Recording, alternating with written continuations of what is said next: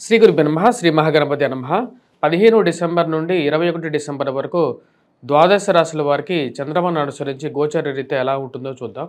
ముందుగా గ్రహస్థితి ఎలా ఉందో చూద్దాం. ముందుగా చూసినట్లయితే మనకు వృషభంలో గురుగ్రహ సంచారం జరుగుతుంది. రాహు మీనంలో సంచారం చేస్తున్నాడు. అదేవిధంగా కేతువు మనకు కన్యలో మరియు శని వచ్చేటప్పటికి మనకు కుంభంలో ఉన్నాడు. ఇక్కడ కుజుడు యొక్క స్తంభన జరుగుతున్నది. కుజుడు నీచత్వం బట్టి చతుర్థంలో సంచారం చేస్తున్నాడు. అంటే కర్కాటకంలో నీచత్వం పొంది ఉన్నాడు. మరి అదేవిధంగా మనం గమనించినట్లయితే రవి యొక్క సంచారం ఈ యొక్క నెలలో వచ్చేటప్పటికి మార్పు జరుగుతున్నది. 16వ తారీఖున రవి వృశ్చిక రాశి నుంచి తను మార్పు ధనస్సులోకి జరుగుతున్నది 16వ తారీఖున. మరి అదేవిధంగా వచ్చేటప్పటికి బుధుడితో కలిసి ఉన్నాడు, వృశ్చికంలో ఉన్నాడు. వృశ్చికంలో ఉన్నటువంటి బుధుడి యొక్క మార్పు లేదు.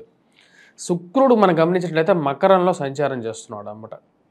ఇటువంటి గ్రహస్థితి రాబోతున్నటువంటి వారం రోజులు ద్వాదశ రాశుల వారికి ఎటువంటి ఫలితాలు రాబోతున్నాయి అనేది మనం చూద్దాం. వృషభ రాశి వారికి ఈ వారం అనుకూలమైనటువంటి ఫలితాలే గోచరిస్తూ ఉన్నాయి. వృత్తి వ్యాపార రీత్యా అనుకూలంగా ఉంటుంది.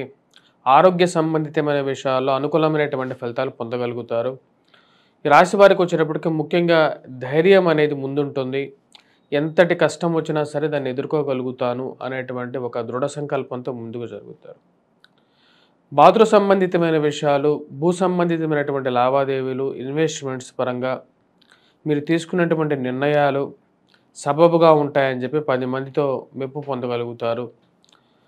భూ సంబంధితమైనటువంటి ఇన్వెస్ట్మెంట్స్లో పెట్టినటువంటి రూపాయి 10 రూపాయలుగా మారటం తెలిసి మానసికమైనటువంటి ఆనందాన్ని పొందగలుగుతారు.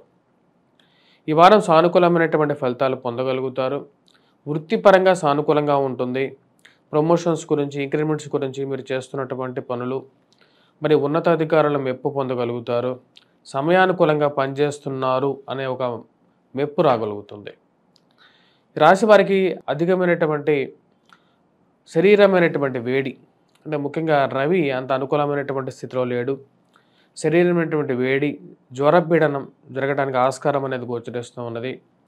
రవి సప్తమంలో సంచారం అనేది అంత అనుకూలమైనటువంటి ఫలితాలు ఇవ్వదు. ఆరోగ్యపరంగా జాగ్రత్తలు తీసుకోండి.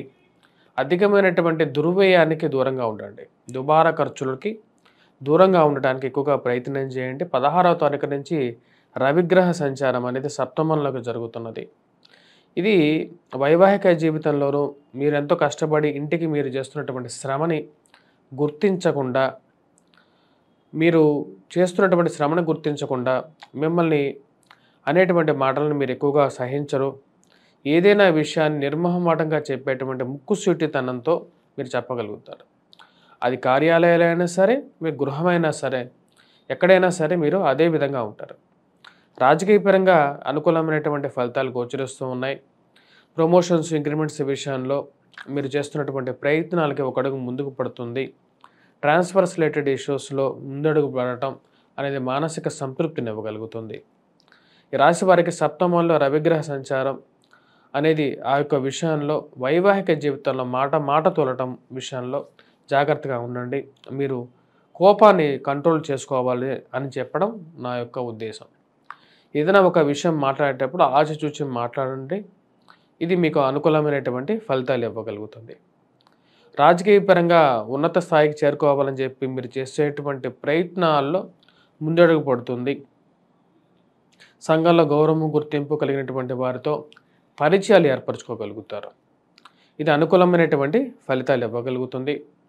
మరియు అదేవిధంగా విద్యార్థులకి సానుకూలమైనటువంటి ఫలితాలుగా గోచరిస్తూ ఉన్నాయి.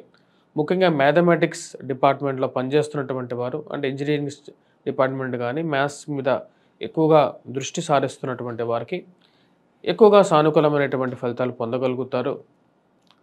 మరియు అదేవిధంగా పెట్రోకెమికల్, ఫార్మాస్యూటికల్ రంగంలో పనిచేస్తున్నటువంటి వారికి కూడా, ఇంజనీరింగ్ డిపార్ట్మెంట్లో పనిచేస్తున్నటువంటి వారు, ఈ రాశి వారికి ఎక్కువగా అనుకూలమైనటువంటి ఫలితాలు కుజుడు ఇవ్వగలుగుతాడు.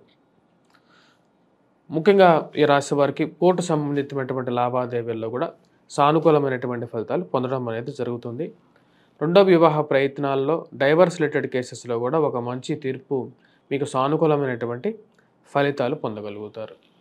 ఈ రాశి వారికి ముఖ్యంగా వచ్చేటప్పటికి స్నేహితులతో, స్నేహ సంబంధాల విషయాలతో కొన్ని జాగ్రత్తలు అనేవి తీసుకోవాలి. ఎవరిని గుడ్డిగా నమ్మి ఇన్వెస్ట్మెంట్స్కి ముందుకు వెళ్ళొద్దు. కొన్ని విషయాల్లో జాగ్రత్తగా ఉండవలసినటువంటి ముఖ్యమైనటువంటి సూచన.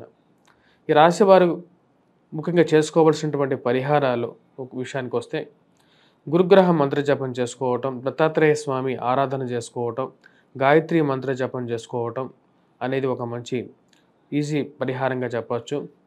అదేవిధంగా వచ్చేటప్పటికి మిగతా విషయాల్లో ఈ రాశి వారికి వచ్చేటప్పటికి శని అంత అనుకూలంగా లేడు. శని భాగ్యస్థానంలో సంచారం అనేది అనుకూలమైనటువంటి ఫలితాలు ఇవ్వదు.